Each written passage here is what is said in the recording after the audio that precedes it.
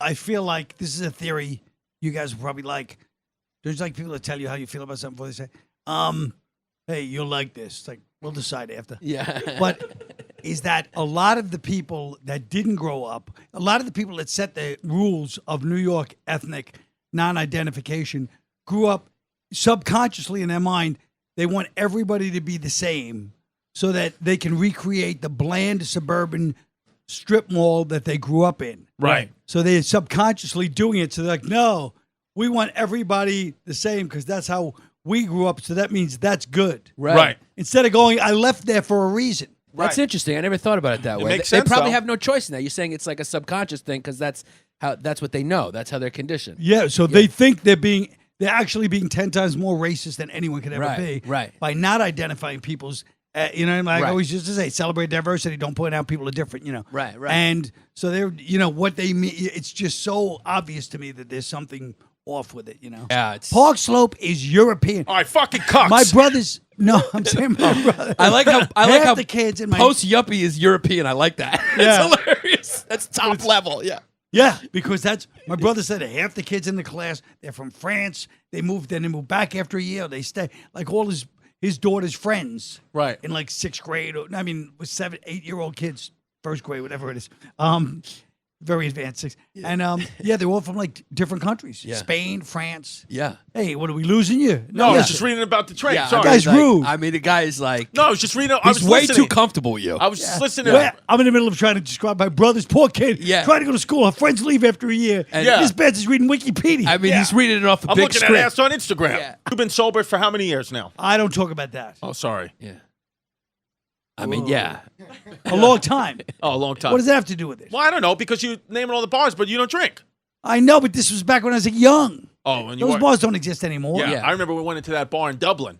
The YouTube with the cheese sandwiches, and you said to me, you were like, hey, let's go, and I was like, all right, we go, and then you're like, if I would have stayed in there another 5 minutes, I would have been dead in 6 months. That's what you said to me, because it was bringing back memories. Because you said it looked like a bar in Park Slope.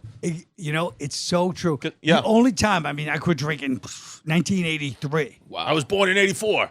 So there we go. Yeah. But I'm telling you, I bartended when I first got to, I mean, I've been in 100 million bars. Yeah. The only time I felt that feeling, it was almost genetics, was in that bar with him. Remember. In Dublin. Yeah. We walked in and I was like, oh, because they had cheese sandwiches, just plain cheese sandwiches. There was a rug. Yeah. Like everybody's hanging out. And you, Those Irish guys, they look like they were like IRA guys. Yeah. They were just sitting down with fucking, like the Park Slope, yeah. Yeah, and you two used to go there and drink there, Yeah. Bono. Because there were Irish bars in Park Slope. There was some old Irish bars. There was some Italian bars. And then it was just kid bars. And then it was hippie bars.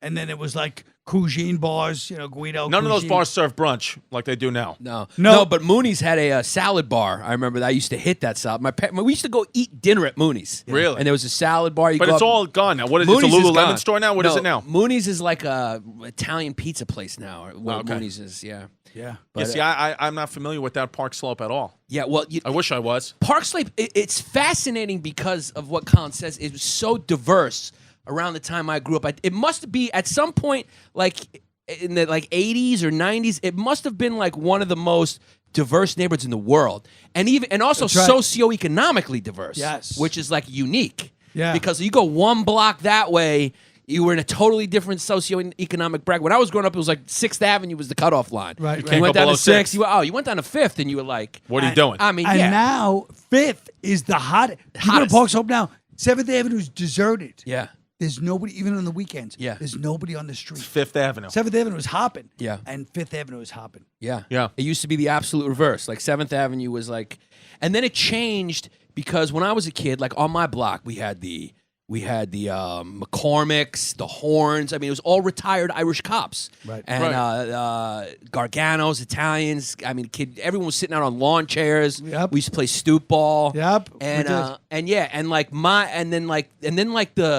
I think they were like Park Slope was like the first gentrified neighborhood by people who grew up by parents who grew up in New York and like other areas, did something well or were ultra liberal or hippies, and then moved to Park Slope. Yeah. And they were like they were like the first like woke kids. Right. Like those parents were like the first like, hey, That's right. You know, and then like so they were mixed in with sort of like the Irish Didn't you working say- class. But I was going to say, but what about like the old school cops? Even they were like more liberal woke cops. Well, I was young but they were kind of like that was towards the end of that, right? Yes, but even everybody was more, not so much it was just everybody was so mixed in. Right. That it was like a lot of people, like all the Italian guys, like Carroll Street and all those guys, they were like serious people, a lot of them. Right. But they would talk to black and Puerto Rican, like there was sort of a mix, even though it was, things could happen and everybody would know exactly where they stood. Right. But it was still people Right.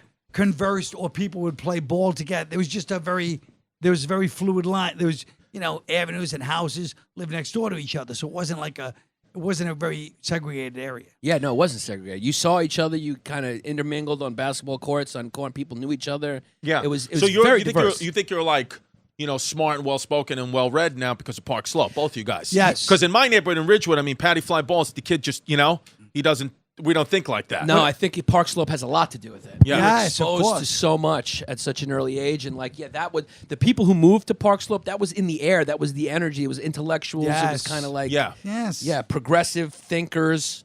The St. Patrick's Day parade in Park Slope. You're right. It's the biggest. Maybe is it one in Queens? Does it still go on? Can we That yes. parade? I remember it like my whole life because it would come down Prospect Park West, and I grew up between 8th and the Park, and we'd all run up and watch it. The bagpipe, something about bagpipes, makes you just want to kill English people. It's just what it is. You feel it in your bone. Like Yeah. something about it shakes your bones. And it was the first one you did. Long story short, one. The long story short, it was so fucking good. But I remember I was sitting in the front and like At Cherry Lane Theater. yeah, I was hoping. I was like, he knows who I think he knows who I am. I think he's looking at me. But you probably won't.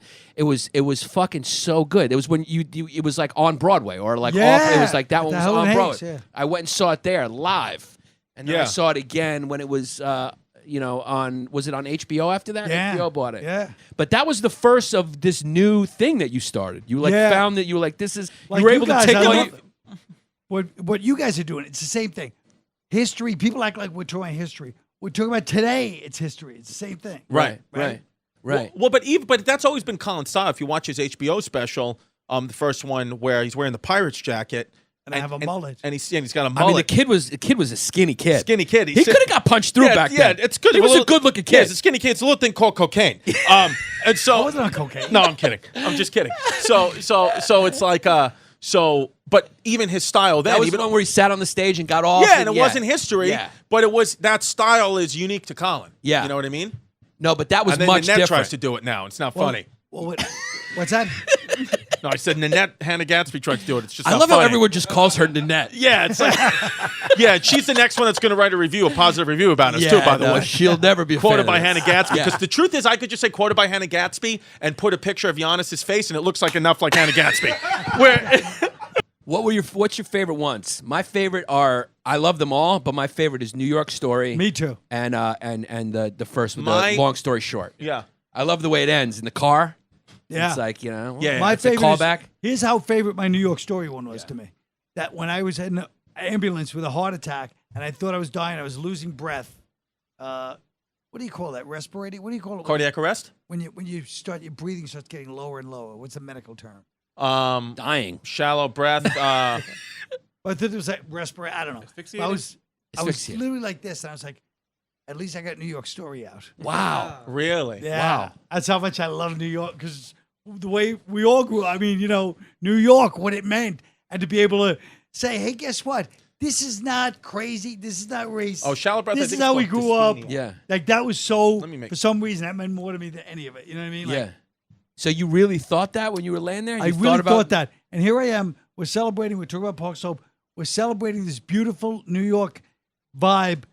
And Chris is looking up shallow I mean, breath. I can't handle it. No, I He's just want looking to up no shallow no breath because I said because he doesn't dyspnea. like his ego. No, because I said no, no. because his ego. He's like, I'm the medical guy. He looked to me for the answer, and I didn't have it. Yeah. I'm going to get it. Yeah. You're going to get it off Google, which I could have done. Yeah, he could have done it. No, but You can should check have the tape. celebrated with us. No, Could check have been the the tape. end of the podcast. Check the tape. I said dyspnea. Nobody listened. You guys were talking about, and then I just had to fact check it, and I was right. Wait a minute. It's called Wait a dyspnea. minute. So it's I want to check this. I never heard dyspnea. Dyspnea. Mike, you heard me say dyspnea before I busted out the phone. I but told they were you, too he's busy the talking doctor. about fucking Colin's heart attack to realize what a true genius I am. It could have been a perfect wrap up for all of us for loving New York. Yeah. And instead, it's about dyspnea. That's going to be the wrap Yeah, up. Chrissie dyspnea. The kid, I mean, he was talking about like the thoughts about the special he shot on his. He's on his deathbed, and you're going Yeah. like, you're fucking. I'm on fucking dating apps. You're googling, cuz. It's not fucking.